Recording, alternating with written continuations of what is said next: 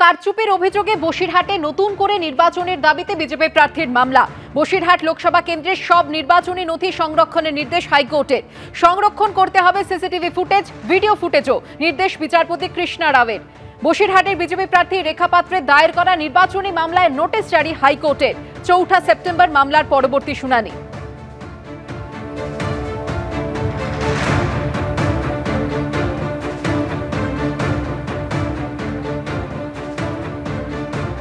Ration দুর্নীতি মামলায় গতকাল একটানা 10 জায়গায় তল্লাশি করল ইডি এবং ম্যারাথন তল্লাশির পর 20 লক্ষ টাকা উদ্ধার করা হয়েছে। তারপর এবার বারিক বিশ্বাসকে সমন পাঠানো হলো ইডির পক্ষ থেকে।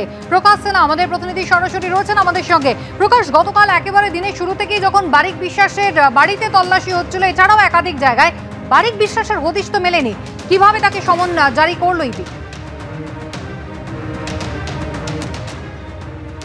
না দেখো, তোমাকে বলি, প্রায় 18 ঘন্টা বারিক বিশ্বাসের রাজারহাটের যে ফ্ল্যাট, সেই ফ্ল্যাটে তল্লাশি অভিযান চলে এবং তুমি জানো সেখান থেকে 20 লক্ষ নগদ টাকা ক্যাশ মানি রিকভার করা হয়েছে, যার কোনো সোর্স অফ ইনকাম দেখাতে পারেনি পরিবারের সদস্যরা যারা ফ্ল্যাটে ছিল। এবং তাদের যখন প্রশ্ন করা হয় যে বারিক বিশ্বাস কোথায়, তারা জানেন না, তারা কোনো সদুত্তর দিতে পারছেন না। তারপরেই কিন্তু বারিক বিশ্বাসকে বারবার সারাদিন ধরে ফোন করা হয়, তার কোথায় খোঁজ রয়েছে, কোথায় তার অবস্থান রয়েছে সেটা জানার চেষ্টা করেন ইডি আধিকারিকরা, কিন্তু কোনো খোঁজ পাওয়া যাচ্ছে না। অর্থাৎ ইডির খাতা কলমে এখন বারিক বিশ্বাস কিন্তু ওয়ান্টেড, অর্থাৎ সে কিন্তু মিসিং।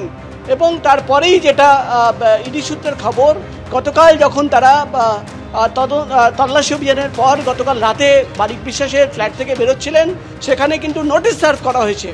আগামী শুক্রবার ইডি অফিসে বারিক বিশ্বাসকে তলব করা হয়েছে, এমনই খবর আমরা ইডি সূত্রের মারফত জানতে পারছি।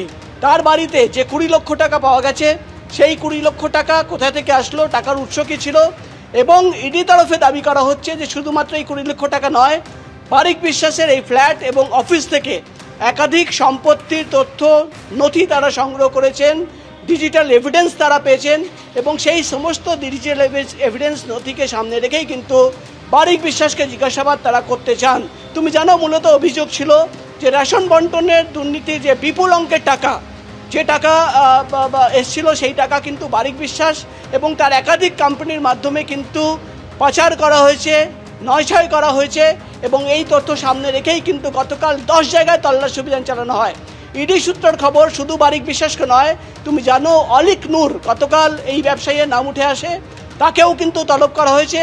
এবং আরেকজন বারিক বিশ্বাস ঘনিষ্ঠ ব্যবসায়ী, 3 জনকে মোট নোটিশ পাঠানো হয়েছে, তাদের তলব করা হয়েছে আগামীকাল এবং আগামী পরশু, বৃহস্পতিবার, শুক্রবার।